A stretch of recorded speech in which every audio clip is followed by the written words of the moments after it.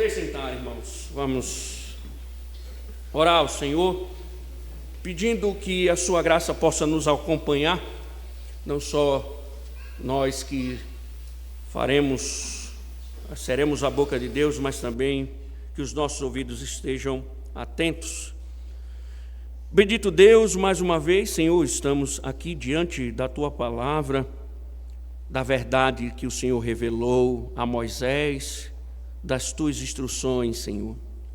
Sabemos bem que essas palavras não estão aqui por acaso, e também sabemos, Senhor, no dia de hoje, que não é por acaso que o Senhor, ó Deus, nos reúne. Então fala-nos, Senhor, segundo o Teu querer. Não estamos aqui para nos ouvir, para ouvirmos a voz de homens, ó Deus, vozes humanas, mas estamos aqui, Senhor, simplesmente para Te ouvir. Então fala-nos, Senhor, e seja gracioso, nos dando o verdadeiro entendimento e também, Senhor, fazendo com que Tua palavra desça ao nosso coração para a glória do Teu santo nome, ó Deus. Assim, nós Te pedimos e Te agradecemos, Senhor. Amém. Vocês conhecem a história de Jeffrey Dahmer? Entre 1978 e 1991, esse homem, um dos mais infames serial killers dos Estados Unidos, tirou a vida de 17 homens e garotos. Suas vítimas eram atraídas até seu apartamento, dopadas, brutalmente assassinadas e, em muitos casos, mutiladas com requintes de horror.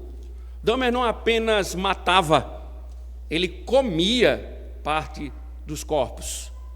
Em 1992, o monstro finalmente foi julgado e condenado a 16 prisões perpétuas por homicídio em primeiro grau. Até que no dia 28 de novembro de 1994, o horror encontrou seu próprio fim. Enquanto limpava o banheiro da academia prisional, Dahmer foi surpreendido por outro detento, Christopher Scarver, que o atacou com uma barra de ferro, desferindo golpes violentos e fatais.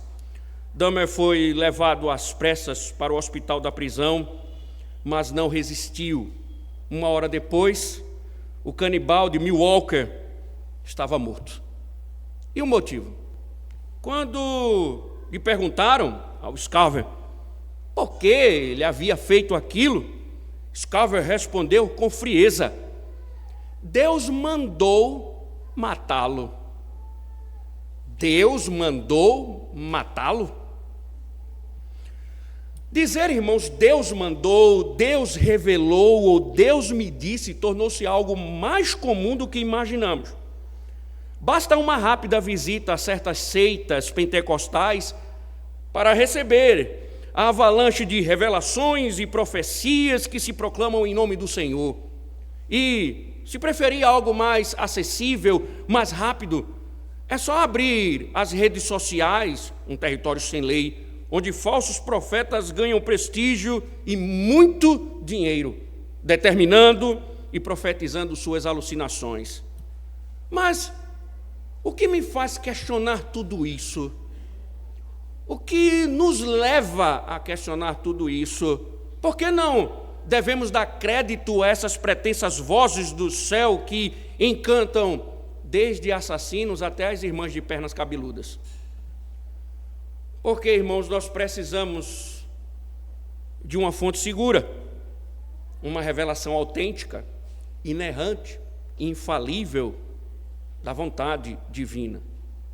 E é exatamente isso que vamos ver quando Deus ordena a Moisés que confeccione a estola sacerdotal, ou chamado peitoral de juízo, com o Urim e Tumim, para que o sumo sacerdote possa buscar a orientação do Senhor em favor de Israel. O Urim e o Tumim, então, seriam instrumentos sagrados usados para revelar a vontade de Deus em decisões importantes que envolvessem principalmente o futuro da nação.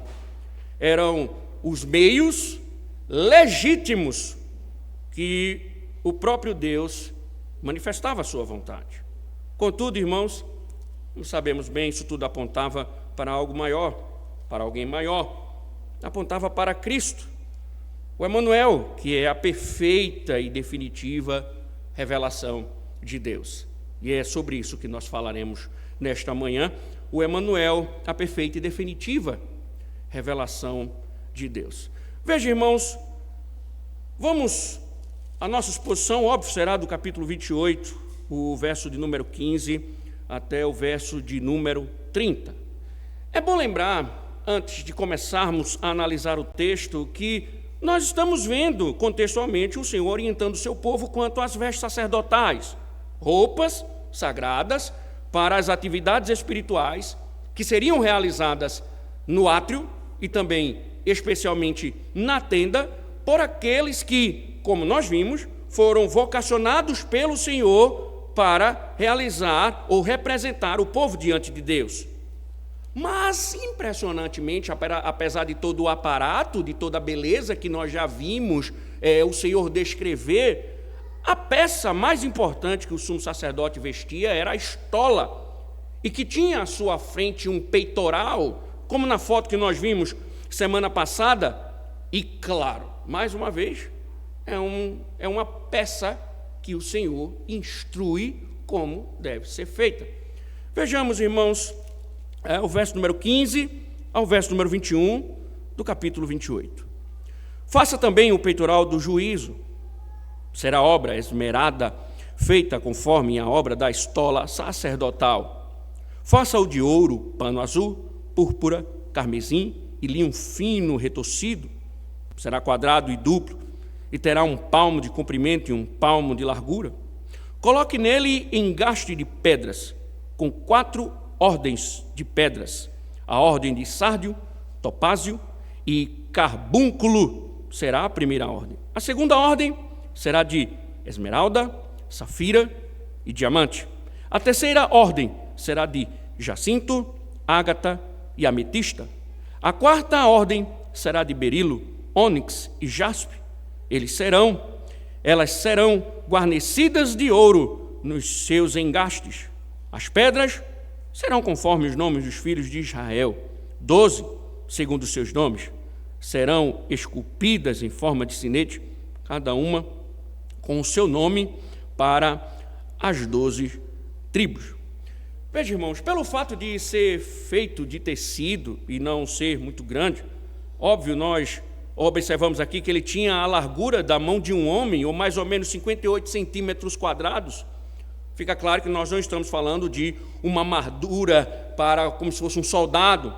O que chama a atenção aqui, então, é a quantidade de pedras preciosas no peitoral, que o Senhor manda organizar em fileiras, 3 em cada.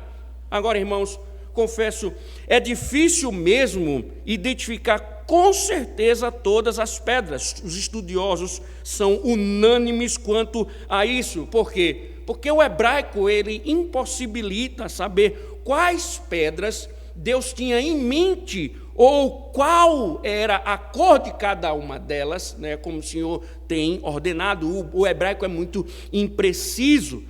A coisa que nós sabemos, de fato, é que essas pedras elas são vistas no Jardim do Éden, em Ezequiel 28:13, e também são vistas na eternidade a partir do livro de Apocalipse 21:19 e 20. Mas, embora não tenhamos a precisão dessas informações, nós temos aqui fatos importantes que o texto quer nos chamar a atenção.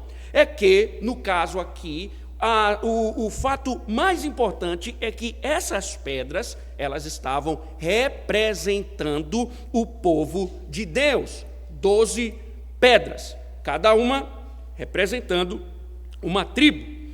E claro, irmãos, embora não saibamos definir com certeza, né, o valor dessas pedras, as preciosidades delas, nós devemos entender que, ao conectá-las com o povo, Deus estava declarando que o seu povo, ele era um tesouro, algo valoroso, algo precioso aos olhos do próprio Senhor.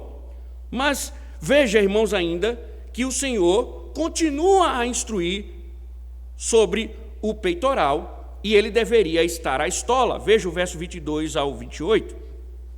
Para o peitoral, Faça correntes como cordas de obra trançada de ouro puro. Faça também para o peitoral 2 argolas de ouro e prenda as 2 argolas nas extremidades do peitoral. Então passe as 2 correntes de ouro nas 2 argolas, nas extremidades do peitoral. Prenda as 2 pontas das correntes nos 2 engastes e coloque-as nas ombreiras da estola sacerdotal, na frente dele. Faça também 2 argolas de ouro e coloque-as nas 2 extremidades do peitoral, na sua borda interior, junto à estola sacerdotal. Faça também 2 argolas de ouro e coloque-as nas 2 ombreiras da estola sacerdotal, abaixo, na frente dele, perto da sua juntura, sobre o cinto de obra esmerada da estola sacerdotal. E ligarão o peitoral com as suas argolas, as argolas da estola sacerdotal, por cima com uma fita azul, para que esteja sobre o cinto da estola sacerdotal. E nunca o peitoral se separará da estola sacerdotal. Todas essas informações, irmãos, elas estão nos instruindo quanto à ordem do Senhor em manter a estabilidade do peitoral. Perceba que o Senhor ordena argolas superiores, argolas inferiores, cordas azuis. Isso, irmãos, também o Senhor ordena que se fixe as ombreiras, estola e cinto do sumo sacerdote. Aquele quadradozinho que você viu na imagem. Tudo isso, irmãos, porque o Senhor quer evitar que o peitoral se soltassem. Qual o objetivo? Para que as tribos de Israel permanecessem próximas ao coração do mediador. Ou seja, o que nós vimos anteriormente é que o sacerdote, ele carregava Israel nos ombros, mas agora o Senhor está ordenando que Israel não deve somente ser carregado nos ombros, mas também em seu peito, todas as vezes que o sumo sacerdote for fazer expiação pelos seus pecados. Para ser mais exato, irmãos, ele carregava o povo no seu coração, através das instruções do Senhor. Veja, por exemplo, o verso número 29. Assim, Arão levará os nomes dos filhos de Israel no peitoral do juízo sobre o seu coração, quando entrar no santuário, para a memória diante do Senhor continuamente. Notem que o peitoral ele servia como um memorial, uma lembrança para Deus de seu povo. Deus, por acaso, estava ficando esclerosado? Claro que não, irmãos. Deus conhece bem o seu povo. E nós estamos vendo o Senhor fazer o que está fazendo, porque, óbvio, ele lembrou-se da sua aliança com os patriarcas. Mesmo assim, Deus está ordenando que os sacerdotes, ao cumprirem com as suas obrigações religiosas, o peitoral era um lembrete de que eles estavam ali servindo em nome de Deus, mas também uma lembrança importante para o sacerdote. Isso fica claro, irmãos, pelo fato da expressão sobre o coração de Arão, não só se repetir no verso 29, mas também no verso de número 30, e isso 3 vezes. Isto é, o sacerdote deveria lembrar não somente da responsabilidade de carregar os fardos do povo em seus ombros, mas também em seu coração. O coração, irmãos, nas Escrituras, é visto como o centro da pessoa, a sede do amor, do afeto, lugar onde Deus ordena que o povo deverá estar preso ao sumo sacerdote, no coração do líder. O povo deveria estar ali, não poderia sair dali, por isso o Senhor fala de cintos, de cordas, de argolas, de presas, para que ali continuasse e permanecesse no peito do sacerdote. Impressionante, irmãos, porque líderes espirituais não somente carregam o fardo do povo, mas também carregam o povo em seu coração. Não importa para onde ele vá, ele sempre levará o rebanho em seu coração. Ele sempre levará o povo de Deus em seu coração. Paulo chega a dizer à igreja de Corinto, da forma como ele espiritualmente, embora distante, esteja envolvido com a igreja e principalmente em suas orações. Paulo muitas vezes chega a declarar que, longe do seu rebanho, ainda assim sofria por amor ao rebanho, compensando sua ausência física com sua compaixão espiritual. Há líderes, irmãos, que carregam o título, mas não o povo. Exercem o ofício apenas enquanto estão dentro de 4 paredes da igreja. Ao saírem, o povo é só uma lembrança distante. O verdadeiro líder, porém, sente no peso do seu peito o peso de suas ovelhas. Um peso que ele não abandona, mesmo quando enfrenta as próprias dores. Já o falso sente apenas o peso de sua vida particular, porque nunca aprendeu o que é carregar o rebanho no coração. Afinal, quem não leva, irmãos, o povo consigo na alma, nunca foi chamado para carregar o cetro divino. Nunca foi chamado para carregar o cajado nas mãos. No entanto, irmãos, líderes falham. E quando eles falham, nós temos Cristo. A Bíblia vai apontar, Deus quer apontar justamente em todo momento para o seu Filho. E aqui nós já vimos, Ele carregou os nossos fardos em seus ombros na cruz. A Bíblia diz também que Ele carrega os nossos fardos e nossas preocupações em seu coração. Entendam, irmãos, é por esta razão que como sendo Ele o grande sumo sacerdote, o autor aos Hebreus diz que Ele está vivendo sempre para interceder por nós. Isto nos dá uma imagem, irmãos, de que ainda que Cristo esteja com o seu corpo em glória, e com o seu corpo ainda que pareça distante, Ele é um líder que tem a preciosidade do seu povo no seu peito. Foi aquele que nos amarrou no seu peito com o seu amor eterno e escreve os nossos nomes no seu coração. Então, os crentes não são preciosos por suas aquisições, posições ou conquistas nesta vida. Sua verdadeira preciosidade não está no que possuem, mas porque seus nomes estão gravados no coração de Cristo.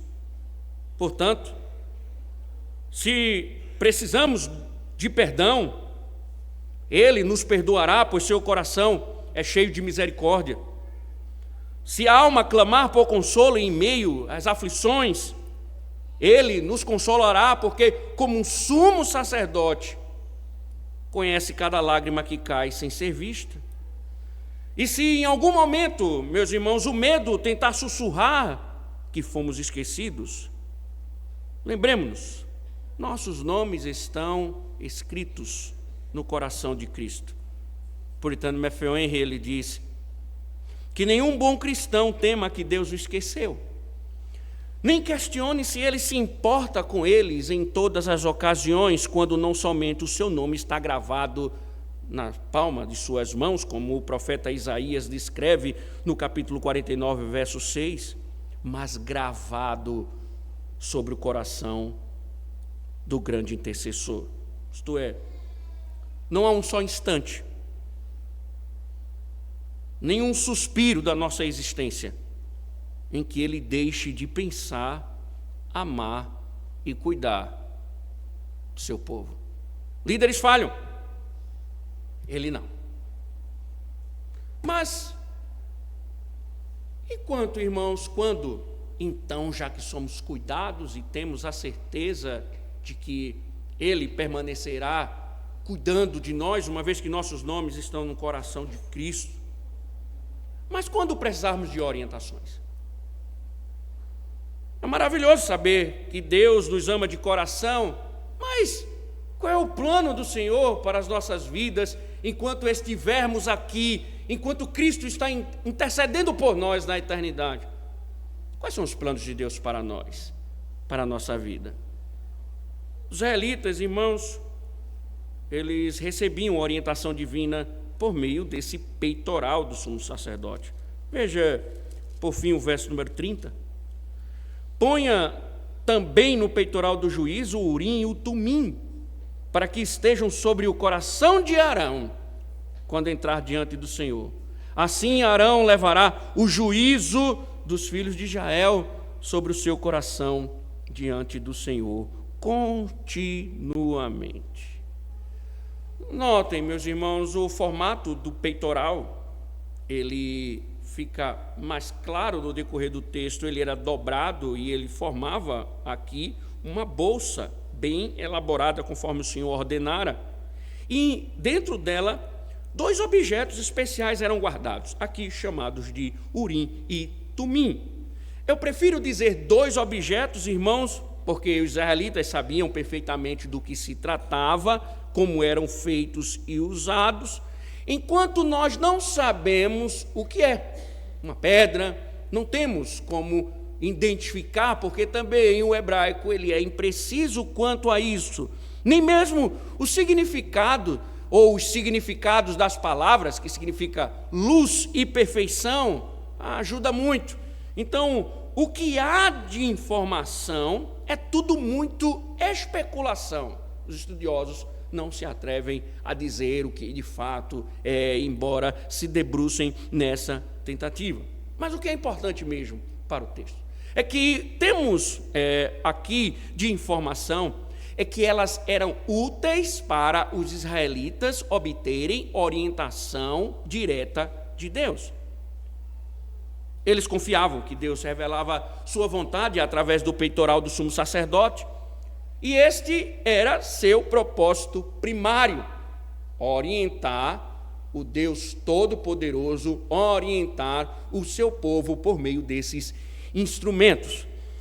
Se você lê o Antigo Testamento, você vai ver que existem vários episódios em que, muitas vezes, os líderes, eles consultavam os sumos sacerdotes em busca de respostas, e, neste caso, buscavam respostas no Urim e no Tumim. Então, por exemplo, a nomeação de Josué como sucessor de Moisés lhe deu o direito de consultar Urim e Tumim. Nós veremos na exposição de Números 27, verso 21.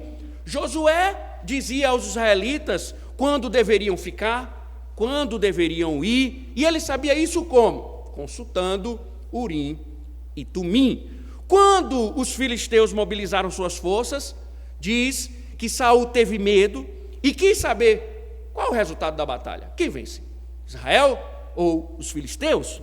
Mas ele vai consultar Urim e Tumim e não recebe resposta. 1 Samuel, capítulo 28, verso de número 6. Esses são 2 exemplos, entre tantos, em que os líderes iam aos sumos sacerdotes para consultarem Urim e Tumim. As respostas, óbvia, sim ou não, aquilo de que o Senhor, ou seja, daquilo que os líderes estavam consultando ao Senhor. E um detalhe que você não pode perder de vista: somente os líderes consultavam os sumos sacerdotes, e no caso Urim e Tumim, concernentes a assuntos importantes, guerras, previsões futurísticas.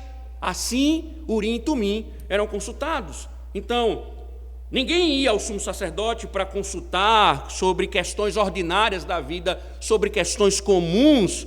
Ninguém importunava os sacerdotes buscando respostas para decisões da vida ordinária. A consulta se restringia aos líderes e os assuntos eram de interesse público, envolviam os interesses da nação e não o interesse particular, envolvendo situações da nação de Israel e, como falei, coisas que tratavam do futuro do seu povo na terra.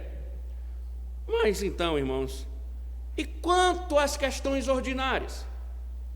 Como obter a orientação divina? Como eles decidiam a respeito de coisas do dia a dia? Deus poderia ter facilitado a vida deles, permitindo consultas sobre casamento, emprego e uma série de questões ordinárias desta vida. E por incrível que pareça, são essas questões ordinárias que mais as pessoas desejam. Com quem me casarei? Devo aceitar a proposta de emprego? E o concurso que saiu agora? Devo fazer ou não? Dia 23 de outubro, aniversário do pastor, dou um carro a ele do ano ou não? Esse é o tipo de orientação que a maioria das pessoas deseja. O que explica, irmãos, o mercado de videntes, cartomantes, pseudos profetas, sonhadores, enfim, tem sempre alguém prometendo o futuro, prever a sua vida. Mas Israel, irmãos, interessante, não recebeu um meio direto para certas decisões específicas. E nós também não. Recordem, irmãos, antes de chegarmos aqui, nós passamos uma temporada pregando sobre o livro da lei. Lembra? Você lembra do que se tratava o livro da lei? Orientações práticas para a vida de Israel. Quando eles queriam então saber sobre casamento, sobre negócios, contratos, relações, bem dos próximos, restituição, lembra daquele sermão das garrafas de Coca-Cola? Pois bem, ali o Senhor, a partir da lei, instruía a vida ordinária do povo. Não consultavam Urim e Tumim, mas para viverem a vida comum, ordinária, eles deveriam aplicar a lei de Deus. A mesma coisa é conosco. Deus nos fornece, irmãos, orientações para nossas vidas, claro, através da Bíblia. Não que a providência não deixe de orientar, muitas vezes a providência guia os acontecimentos que acabam trazendo o soar da voz de Deus. Olha, irmãos, lembrem, Jonas estava em desobediência, Deus manda uma tempestade para assolar o barco. Veja, a providência às vezes fala por meio dos acontecimentos. Mas a Bíblia fala que o método ordinário divinamente estabelecido é a lei dele, a Bíblia, que revela a vontade de Deus para a nossa vida. Seja por mandamentos, objetivos, por princípios, ela diz o que fazer e o que não devemos fazer. Só que nós temos um problema, óbvio. Se Christopher Carver, o assassino de Jeffrey Dahmer, tivesse estudado as Escrituras, o mandamento não matarás, teria aprendido que a vingança e o assassinato são terminantemente proibidos por Deus, o que teria ajudado a discernir a origem da voz que ousou se passar por divina. E aqui está o problema do nosso tempo: a ignorância das Escrituras. A Bíblia, irmãos, não é Urim Tumim moderno, nem uma lâmpada mágica de onde surge quando nós esfregamos um gênio sacerdotal pronto a responder curiosidades espirituais.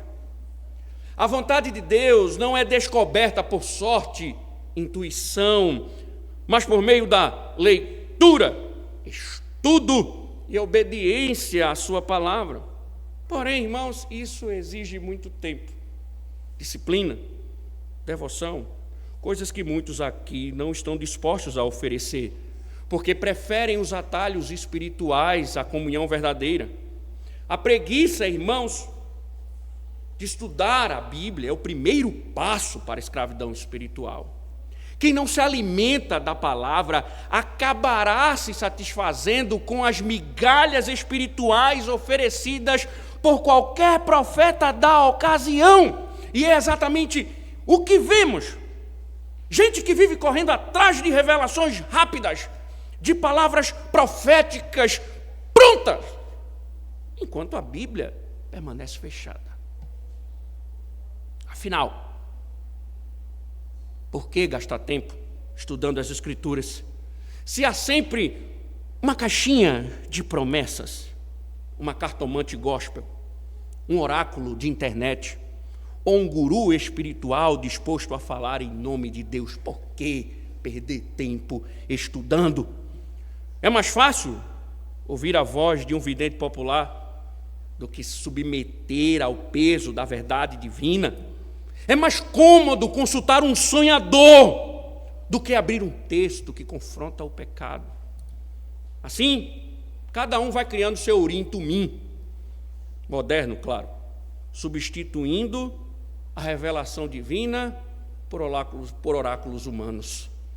E o resultado está aí. Não precisa nem falar. Cegueira espiritual e ignorância do Evangelho. O povo que mais diz ter revelação, ter sonho, ter isso e aquilo, são os mais ignorantes biblicamente. Se é que chamá-los de ignorantes não seja até um elogio.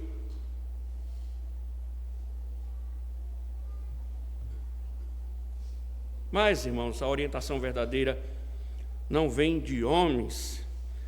Deus não estava criando aqui uma nova revelação para a vida cotidiana do povo, mas por questões particulares e somente consultados pelos líderes. Porque as orientações genuínas que o povo precisava, Deus já havia dado 10 mandamentos, a aplicação da lei do Senhor. Quando conhecemos a Escritura, irmãos, e fazemos o que ela diz, nossas decisões aí sim começam a refletir a vontade revelada de Deus. O crente, o cristão que se alimenta da palavra, não precisa ficar correndo atrás de adivinhos para saber com quem casar, qual emprego aceitar ou que caminho seguir. Ele precisa apenas da vontade de Deus que o Espírito Santo ilumina nas Escrituras. Isso não significa dizer, irmãos, que o Espírito vai falar conosco por meio de revelações, como se dissesse, faça isso, faça aquilo. Sua direção é muito mais profunda. A Bíblia diz que Ele habita em nós e que Ele é dado por Cristo para conduzir o seu povo às Escrituras, conformar o nosso coração às Escrituras e andarmos nelas. Assim, irmãos, Espírito não anda fora da verdade. O Espírito não tem uma verdade própria. Ele anda conforme a vontade revelada, não fora dela. A palavra é completa, viva e eficaz. Por isso nós encontramos tudo o que precisamos para viver com sabedoria e piedade. Então, todas as vezes que estivermos em dúvida sobre o que fazer, nós não precisamos consultar oráculos, nós não precisamos daquela irmãzinha canela de fogo, nós não precisamos de sonhadores, nós devemos orar para que o Espírito Santo use a palavra para iluminar o caminho. E Ele o fará, irmãos, como prometeu. Se, porém, algum de vós necessita de sabedoria, peça a Deus que a todos dá liberalmente e nada lhes impropera e ser-lhe-á concedida. Agora, irmãos, toda essa curiosidade por sinais, revelações e direções proféticas, eu vejo, irmãos, na internet as lives desses pseudos profetas, as pessoas ficam o tempo todo lá nas lives, diga alguma coisa para mim, meu marido está assim, assim, assim, o que é que vai acontecer por ele, com ele?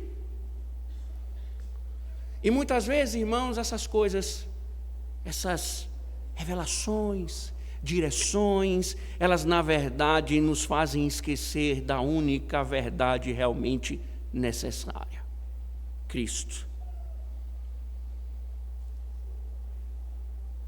Tudo que Deus estava fazendo na história, irmãos, desde o Éden, passando por Abraão, Moisés, os profetas e reis, apontava para um único nome. Por que as visões tinham respeito à nação, davam respeito aos problemas da nação, aos enfrentamentos perigosos do povo? Porque todo esse enredo, ele está dentro de uma história maior, que apontava para aquele que viria, Cristo. E nele, irmãos, todas as promessas encontram o seu sim e o seu amém. É isso que o autor aos Hebreus diz.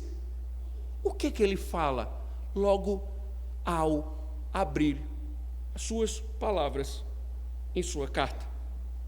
Havendo Deus, outrora, falado, muitas vezes e de muitas maneiras, aos pais, pelos profetas, nesses últimos dias, nos falou pelo Filho, isto é, em Cristo.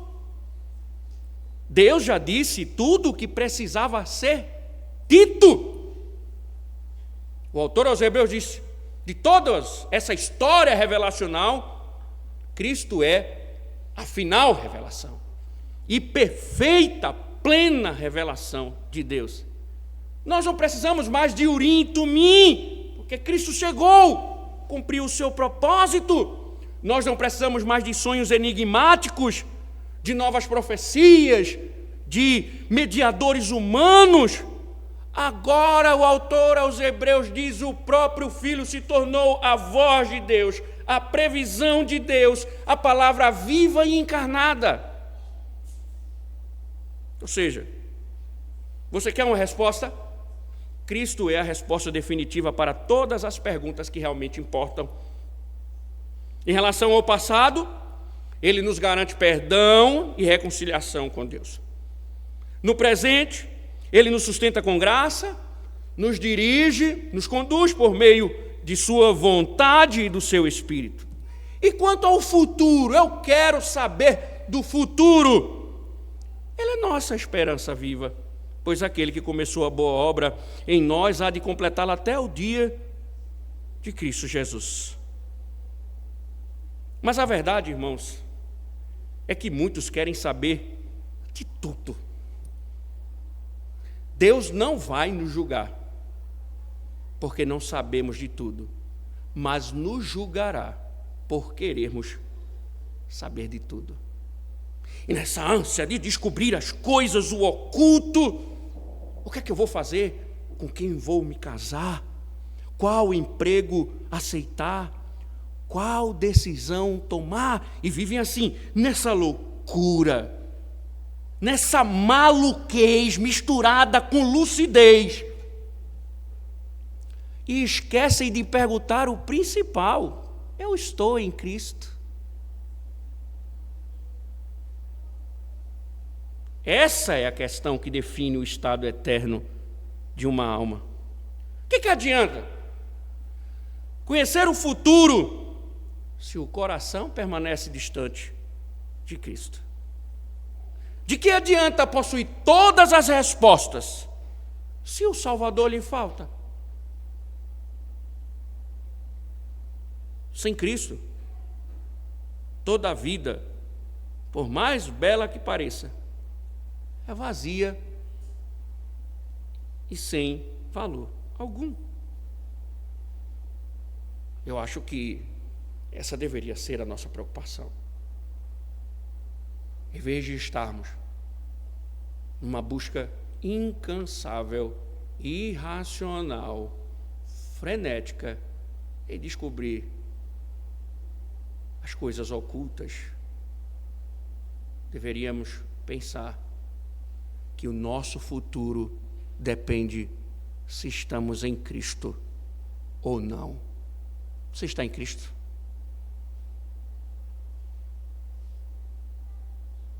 Você está em Cristo?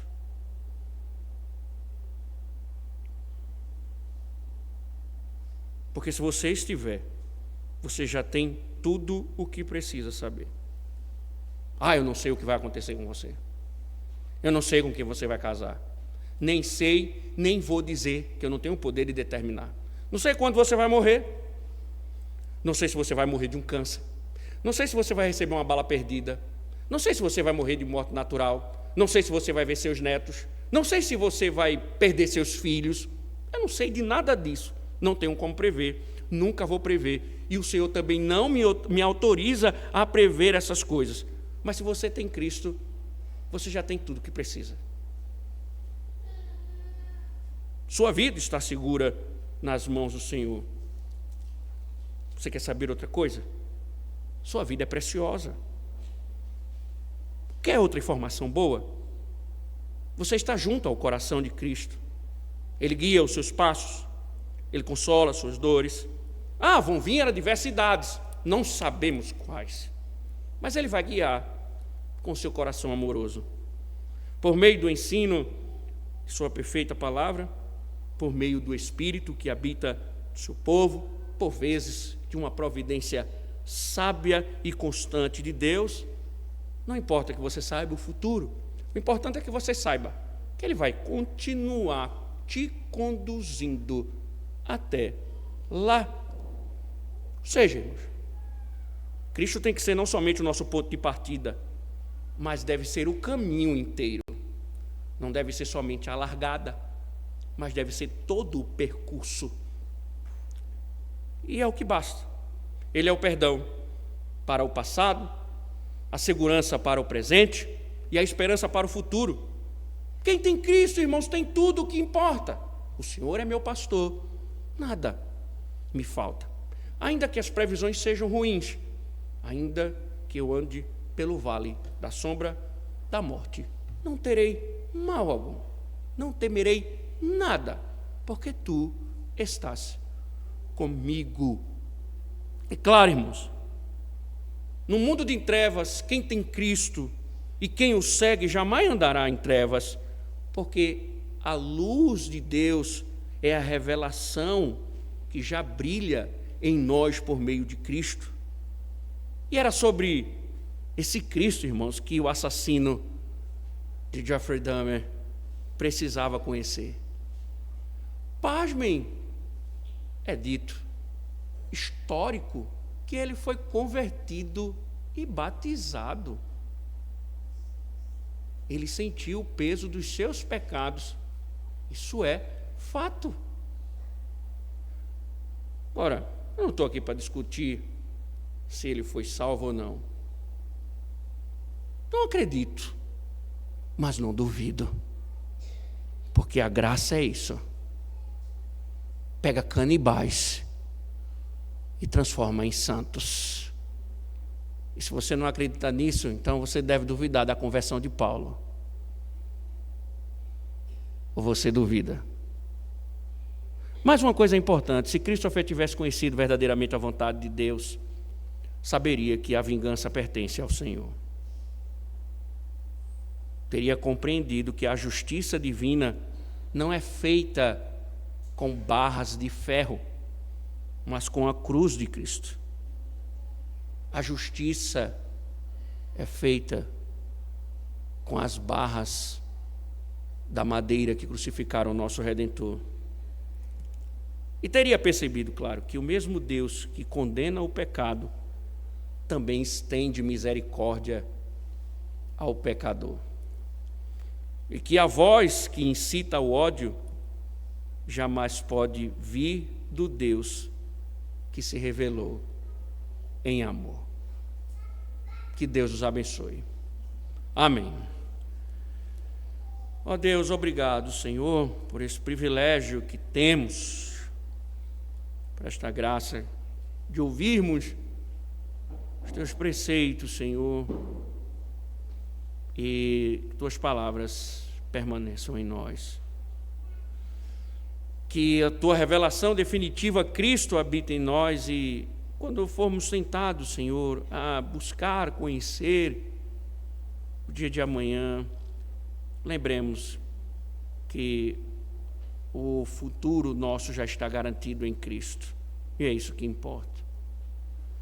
Nos firma nestas verdades, Senhor, para a glória do teu santo nome. Amém.